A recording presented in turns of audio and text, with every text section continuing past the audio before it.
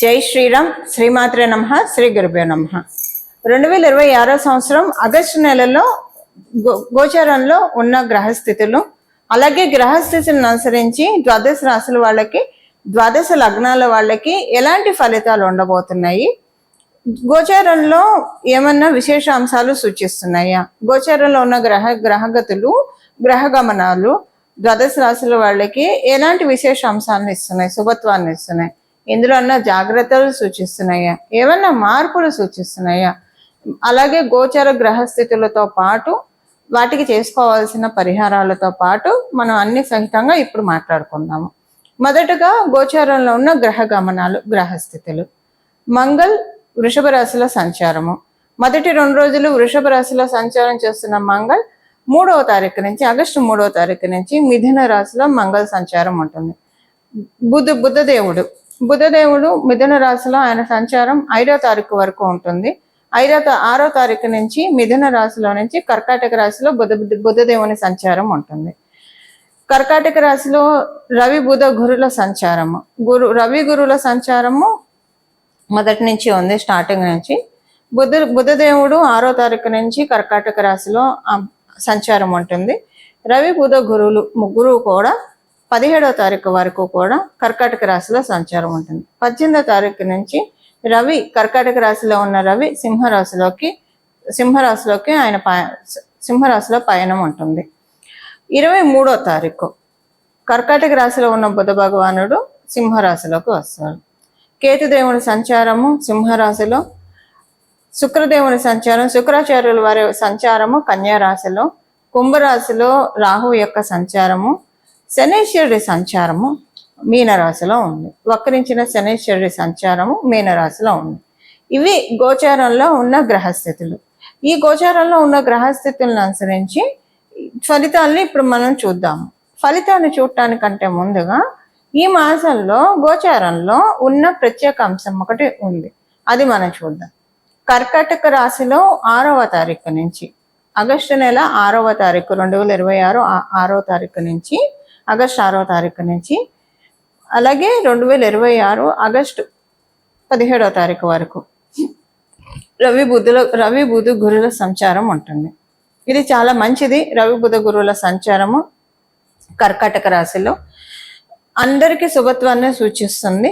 ఏ విషయాల్లో శుభత్వాన్ని సూచిస్తుందో అది మనం చూద్దాం. అంటే ఇప్పుడు ఆయన మిథున రాశి, కన్యా రాశి వాళ్ళకి కూడా మంచి ఫలితాలే ఉంటాయి, ఆయన రాశి అధిపతి కాబట్టి. ఇంకా కొన్ని రాశులకి ప్రత్యేకమైన శుభం ఉంటుంది. కర్కాటక రాశి వాళ్ళకి పూర్తిగా శుభ ఫలితాలను ఆయన ఇవ్వడు కూడా, పూర్తిగా ఇవ్వలేడు. బట్ మిగతా 2 గ్రహాలు గురువు మరియు రవి వీళ్ళిద్దరు ఇస్తారు. బుధుడు పూర్తిగా శుభ ఫలితాలని కర్కాటక రాశి వాళ్ళకి ఇవ్వలేడు. ధనుసు మరియు మీన రాశి వాళ్ళకి కూడా బుధుడు ఇక్కడ కర్కాటక రాశిలో ఉంటే పూర్తిగా శుభ ఫలితాలను ఇవ్వడు.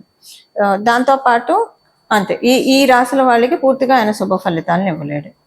ఇప్పుడు మనము ఈ ప్రత్యేక అంశాలతో కూడుకున్న ఈ గ్రహస్థితి అందరికీ ఎలాంటి ఫలితాన్ని తెచ్చిపెడుతుందో మనం ఇప్పుడు చూద్దాం. ప్రతి ఒక్క రాశి వాళ్ళకి కూడా విడివిడిగా మనం ఇప్పుడు మాట్లాడుకుందాం.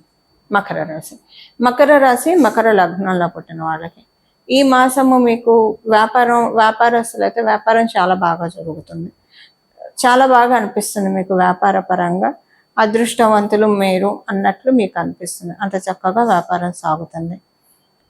కాకపోతే ఈ వ్యాపారాన్ని పెంచుకోవడానికి ఇంకా రుణం చేసి పెంచుకుందామని అనుకుంటే మటుకు రాంగ్ స్టెప్ వేసినట్టు అవుతుంది. రుణాలు తీసుకోకండి, అలాగే మధ్యవర్తిత్వం కూడా చేయకండి. ఇప్పుడు మధ్యవర్తిత్వము, కమిషన్ దందాలు ఇలాంటివి ఉంటాయి, ఇవి చేయకూడదు. ఇప్పుడు ఒక పనిని మీరు తీసుకొని మీరు చేస్తారు వాళ్ళ తరఫున, దానికి మీకు కమిషన్ ఇస్తారు, ఇంత డబ్బులు ఇస్తారు, ఆ పని చేసి పెట్టినందుకు మీకు డబ్బులు ఇస్తారు. ఇలాంటి వాటిల్లో దూరకండి, ఇవి మీకు తర్వాత పెను ప్రమాదాన్ని సృష్టించి పెడతాయి. అవన్నీ మీ మడిగా వచ్చి చుట్టుకుంటే కొంచెం జాగ్రత్తగా ఉండాలి. అంటే ఇందులో మీరు ఇలాంటి సెగ్మెంట్లో ఉంటే మటుకు కొంచెం జాగ్రత్తగా ఉండండి. సో మధ్యవర్తిత్వాలు ఇలాంటివి చేయకుండా, ఒక్కొక్కసారి కొంతమంది మధ్య సయోధ్య లేకపోయినా నేను మాట్లాడతానని వెళ్ళడము, లేదా షూరిటీ సైన్ చేయడం, ఇలాంటి మధ్యవర్తిత్వ పనులు. కొంతమంది ఏంటంటే వాళ్ళు ఏం చేయరు, అన్ని చేయిస్తూ ఉంటారు ఇంకొకరు. అలాంటివి ఏమన్నా మీరు ఒప్పుకుంటే మొహమాటాలకు పోయే అన్నిసార్లు డబ్బులకే ఉండకపోవచ్చు, కొన్నిసార్లు మొహమాటాలకు కూడా చేస్తాం. ఇలాంటివి ఏవి పెట్టుకోకండి. ఎవరి పనులు వాళ్ళే చేసుకోవాలి, మీ పని మీరు, వాళ్ళ పని వాళ్ళది అన్నది వాళ్ళకి మీరు మీ బిహేవియర్ ద్వారా చెప్తారో లేదా స్ట్రైట్ ఫార్వర్డ్గా చెప్తారో చూసుకోండి. తర్వాత మీరు చిక్కులు కొని తెచ్చుకోకండి వీటి వల్ల.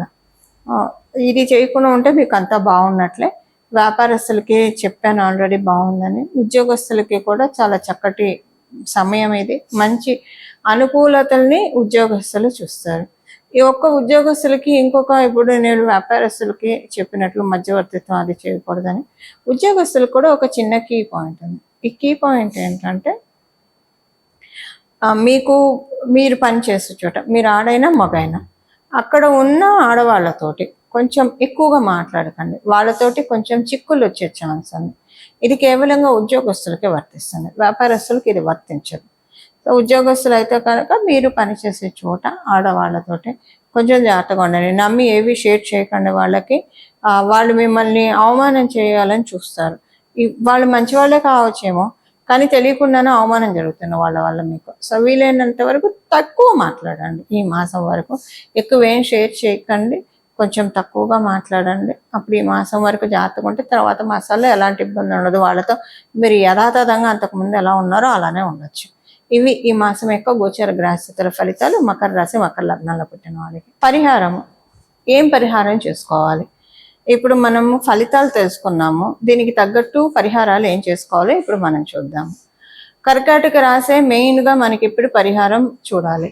కర్కాటక రాశిలో 3 గ్రహాల సంచారము మాక్సిమం ఒక 10 days వ్యవధి, 10 daysలో ఉంటుంది, 10 days వరకు ఉంటుంది. కాబట్టి మేజర్ ఇంపాక్ట్ ద్వాదశ రాశుల వాళ్ళకి, ద్వాదశ లగ్నాల వాళ్ళకి ఇది చాలా ఎక్కువగా ఉంటుంది. ఒక 2-3 గ్రహాలు, ఒకటి కన్నా ఎక్కువ గ్రహాలు ఏదైనా రాశిలో ఉంటే ఆ రాశి యొక్క ప్రభావము, ఆ రాశి దేన్ని సిగ్నిఫై చేస్తుందో మన జన్మ జాతకంలో, దాని ప్రభావము వల్ల శుభ ఫలితాలు కావచ్చు, అశుభ ఫలితాలు కావచ్చు, ఎవరికైనా వస్తాయి, మనకు వస్తాయి. అయితే శుభ ఫలితాలు అయితే ఓకే, అశుభ ఫలితాలను తగ్గించుకోవడానికి. ఇప్పుడు శుభ ఫలితాలు అయినా సరే ఉన్న వాటిల్ని కమ్ డౌన్, ఉన్న శుభ ఫలితాలు అయినా సరే ఒకవేళ తీసుకోలేని స్థితిలో ఉంటే తీసుకోగలగడానికి చేయాల్సిన పరిహారం వచ్చేసేసి ఈ మాసం మొత్తం కూడా ఆగస్టు 1 మొదలుకొని ఆగస్టు నెల చివరి వరకు కూడా ద్వాదశ రాశుల వాళ్ళు అలాగే ద్వాదశ లగ్నాల వాళ్ళు లలితా చాలీసా చదువుకోవడం. మనకి గోచారంలో కర్కాటక రాశి అంటేనే చతుర్థ స్థానం మాతృస్థానం, మాతృవడి. అందువల్ల జగన్మాత యొక్క కృపా కటాక్షాలని అందుకోవడానికి ఇది చాలా చక్కటి శుభ సమయం. ఈ సమయంలో బాలా త్రిపుర సుందరి అమ్మవారి ఆరాధన అత్యంత శుభ ఫలితాలను అందిస్తుంది. అమ్మవారిని ఎప్పుడైనా బాల రూపంలో మనం పూజిస్తే విశేషంగా అనుగ్రహిస్తుంది, త్వరితంగా కూడా వరాన్ని మనకి అనుగ్రహిస్తుంది. బుధుడు కాబట్టి, ఇక్కడ ఉన్నది బుధుడు కాబట్టి బాల రూపంలో అమ్మవారిని ఆరాధన చేయొచ్చు. గురు భగవానుడు కూడా ఉన్నాడు కాబట్టి మీరు జగన్మాతగా కూడా అమ్మవారిని అర్చించవచ్చు. మీ చాయిసెస్ని బట్టి మీరు చేసుకోవచ్చు. అమ్మవారి ఆరాధన లలితా చాలీసా చదవండి, చాలా బాగుంటుంది. ఒకవేళ చదవలేకపోతే వినండి, కనీసము చాలా మంచి ఫలితాలు మీరు చూస్తారు. ఈ లలితా చాలీసా చదువుతూ ఉంటే చదివిన రోజే మీకు ఒక న్యూ ఎనర్జీ అనిపిస్తుంది, చాలా బాగా ఉంటుంది. అలాగే సౌందర్య లహరి వినడమో చదవడమో చేయండి. చదవడం అంటే పర్ఫెక్ట్గా వస్తేనే చదవాలి, లేదంటే ఎవరి దగ్గరైనా గురుముఖత నేర్చుకొని అప్పుడు చక్కగా చదవచ్చు. వినండి, కనీసం వినడానికైతే మనకి ఇప్పుడు అవకాశం ఉంది. కలియుగంలో ఉన్న సులభోపాయాలు ఎన్నో ఉన్నాయి, కాకపోతే మనం ఇవన్నీ పట్టించుకోకుండా లౌకికంగా పరిగెత్తుతూ ఉంటాం, ఇంకా తప్పదు, బాధ్యతలు ఇవన్నీ ఉంటాయి కాబట్టి. కానీ ఈ సులభోపాయాల మీద మనము ఒకసారి దృష్టి పెడితే ఇవన్నీ కూడా మనకి కాంప్లికేట్ థింగ్స్ అన్ని అన్కాంప్లికేట్ అవుతాయి అన్న విషయాన్ని మనం గుర్తెరగాలి. అది సౌందర్య లహరి దానికి ఉత్తమమైన సాధన. ఈ నెల మొదలుకొని నెలనాళ్ళు అసలు ఇక్కడి నుంచి ఇంకా కంటిన్యూ చేయండి. మీ ఎన్నాళ్ళు కంటిన్యూ చేస్తే అన్నాళ్ళు కంటిన్యూ చేయండి. సౌందర్య లహరి, దాంతోపాటు అమ్మవారిని పూజించినప్పుడు మరి అయ్యవారిని కూడా పూజించాలి కదా. అందులో కర్కాటక రాశిలో ఉచ్చ స్థానంలో గురుడు ఉన్నాడు. గురుడు అంటేనే శివుడు అని చెప్తుంది మనకి జ్యోతిష శాస్త్రం. మరి ఆ స్వామివారిని కూడా పూజించాలి కదా, అందుకని శివానంద లహరి. ఈ రెండు వినండి. అత్యంత భక్తి శ్రద్ధలతోటి మనసు లగ్నం చేసి అంటే చాలా కాన్సన్ట్రేటెడ్గా వింటే కనుక చాలా అంటే చాలా మంచి ఫలితాలని మనమందరం కూడా చూడటానికి అవకాశం ఉంటుంది. ఈ ప్రతిరోజు మీకు ఏదో ఒక సమయం పెట్టుకోండి. స్నానం చేశాక వెంటనే అయితే ఇంకా మంచిది. వినడమే కాబట్టి, చదవడం కాదు కాబట్టి కొంచెం శుచులయ్యి కాళ్ళు చేతులు కడుక్కొని బయటికి వెళ్ళి వస్తే బట్టలు మార్చుకొని, కుదిరితే మీరు స్నానం చేయండి, లేదా బట్టలు మార్చుకొని ఉతికిన బట్టలు కట్టుకొని కాళ్ళు చేతులు మొహం శుభ్రంగా కడుక్కొని కూర్చొని బొట్టు పెట్టుకొని నుదుటన వినండి. చాలా అంటే చాలా మంచి ఫలితాలు వస్తాయి. కుదిరిన వాళ్ళు అంటే పొద్దున్నే ఉద్యోగం, పరుగులు, వ్యాపారము, పరుగులు ఇలా కొంచెం అలా ఉన్నా మేము మేనేజ్ చేసుకోగలుగుతాం అనుకున్న వాళ్ళు పొద్దున్నే స్నానం చేసిన వెంటనే వినండి. రోజుకొక శ్లోకం వినండి, భక్తి శ్రద్ధలతో వినండి. చాలు, మీకు ఎంత కుదిరితే అంత అసలు వినడానికి ప్రయత్నించండి. దీంతో ఎంతో మంచి మార్పులు మీరు చూస్తారు. గోచారంలో ఉన్న మీ జన్మ గ్రహస్థితుల్లో మీకు ఏవేవైతే ఇబ్బందులు కలిగిస్తున్నాయో ఆ ఇబ్బందుల నుంచి నెమ్మదిగా గట్టెక్కడానికి చక్కటి అవకాశం ఉంటుంది. ఇది ఈ మాసం చేసుకోవాల్సిన గోచర గ్రహస్థితుల రీత్యా చేసుకోవాల్సిన పరిహారము. ఇలా మనందరం కూడా జగన్మాత మరియు మహాదేవుడు ఆశీస్సుల్ని పరిపూర్తిగా అందుకోవాలని చెప్పి మనస్ఫూర్తిగా ప్రార్థిస్తూ, ఇంకొకటి దీంతో పాటు ప్రతిరోజు విష్ణు సహస్రనామం పారాయణం చేస్తే చాలా మంచి ఫలితాలు వస్తాయి. విష్ణు సహస్రనామం చదవండి లేదా వినండి. ప్రతిరోజు చేస్తే కనుక అత్యద్భుతమైన ఫలితాలను తీసుకోవడానికి అవకాశం ఉంటుంది. ఇలా మనం అందరం కూడా భగవంతుడి కృపా కటాక్షాలకి పాత్రలం అవ్వాలని చెప్పి మనందరి తరఫున మనస్ఫూర్తిగా శరణు వేడుకుంటూ మంగళం. నమో భగవతే వాసుదేవాయ.